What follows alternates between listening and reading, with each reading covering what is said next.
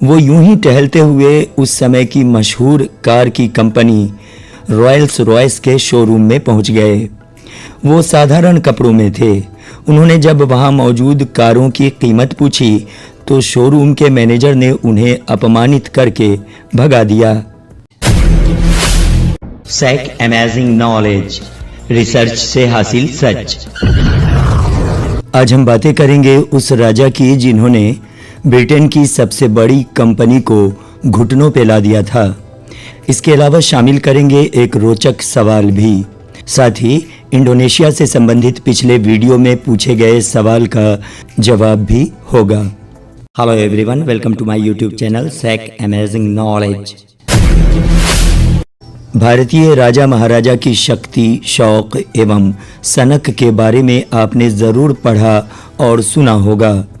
इन विषयों पर बहुत कुछ लिखा भी जा चुका है, लेकिन आज हम जिस विषय के साथ आपसे मुखातिब हैं वो ऐसा है जिसे जानकर गौरवान्वित महसूस किया जा सकता है।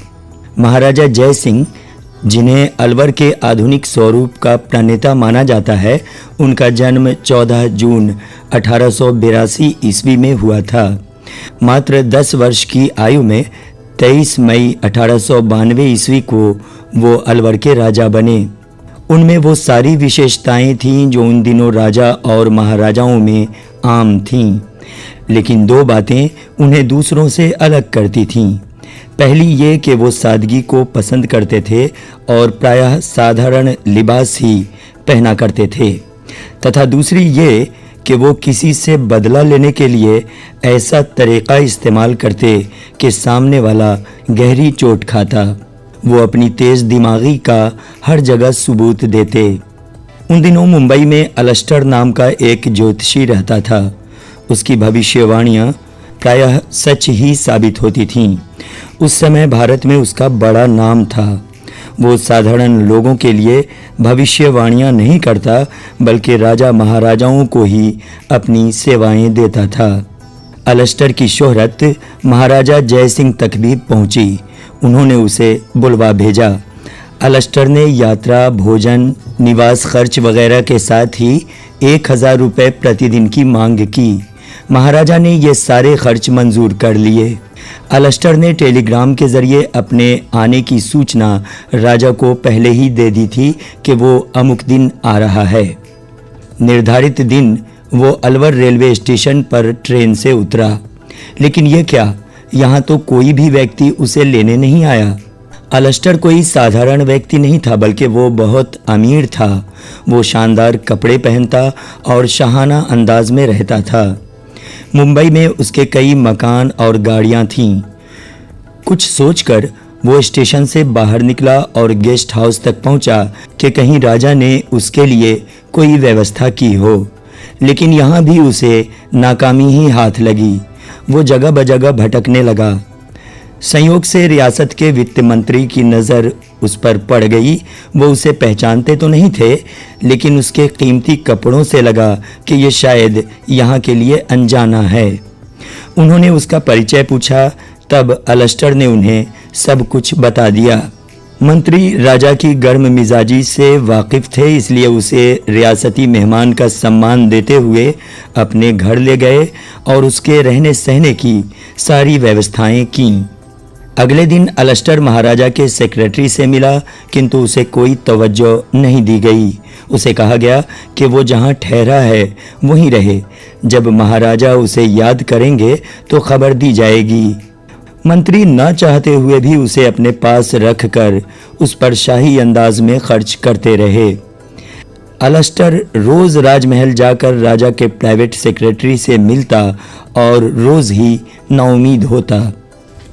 वो क्लर्क, चपरासी, बल्कि महल के नौकर चाकर से खुशामद करता कि या तो महाराजा उससे मिलने या मुंबई जाने की अनुमति दे दें। 3-4 महीने बाद बड़ी मुश्किल से महाराजा तक वो पहुंच पाया। अलस्टर ने झुककर उन्हें सलाम किया।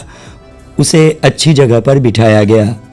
लगभग घंटे भर के इंतज़ार के बाद भी महाराज ने उसे नहीं टोका तो वो विनम्रता के साथ उनसे मुखातिब हुआ।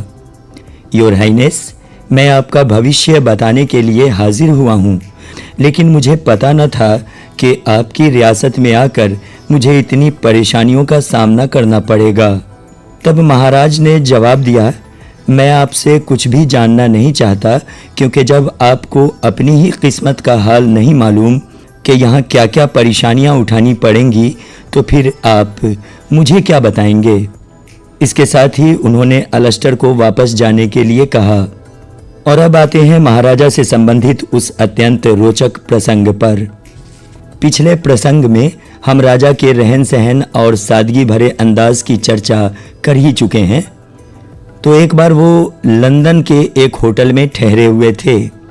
एक शाम वो यूं ही टहलते हुए उस समय की मशहूर कार की कंपनी रॉयल्स रॉयस के शोरूम में पहुंच गए। वो साधारण कपड़ों में थे। उन्होंने जब वहां मौजूद कारों की कीमत पूछी तो शोरूम के मैनेजर ने उन्हें अपमानित करके भगा दिया। होटल पहुंचकर उन्होंने अपने नौकर से उस कार के शोरूम में फ़ोन लगवाया। नौकर ने महाराजा का परिचय देते हुए शोरूम के मैनेजर से महाराज के द्वारा कार खरीदने की ख्वाहिश जाहिर की। कार कंपनी ने उनके स्वागत के लिए शानदार व्यवस्था की। महाराजा वहां राजसी ठाठ बाट के साथ पहुंचे। उन्होंने वहां मौजूद कुल 6 कारें खरीद लीं। भुगतान हुआ, उसके बाद गाड़ियां भारत पहुंच गईं। ये वीडियो जारी है, लेकिन पहले आज का ये सवाल। किसने कहा था, मैंने फ्रांस के ताज को पेरिस की नालियों में बहते हुए पाया, जिसे तलवार की नोक से उठाकर अपने सर पर रख लिया। पिछले वीडियो में पूछे गए सवाल का जवाब है फिल्म अभिनेत्री मधुबाला। मधुबाला को भारत की मर्लिन मुनरो कहा जाता था।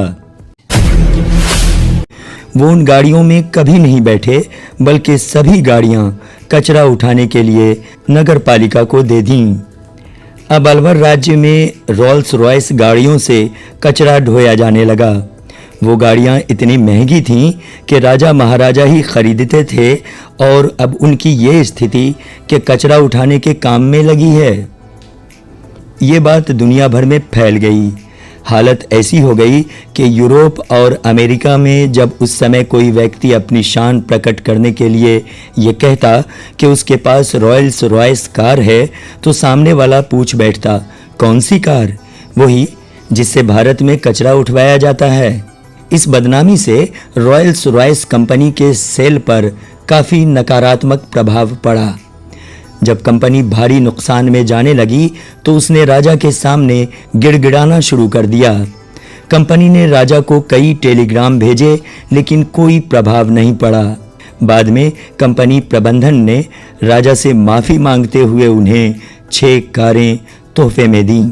कंपनी को अपनी ओर से की गई गलती का एहसास हो चुका था। तब राजा ने कंपनी को माफ़ करते हुए उन रॉयल्स रॉयस गाड़ियों में कचरा उठवाना बंद कर दिया। ऐसे ही वीडियोस के लिए हमारे चैनल को सब्सक्राइब करें, साथ ही बेल आइकॉन दबाना न भूलें, ताकि हमारे नए वीडियोस की जानकारी आपको मिल सके।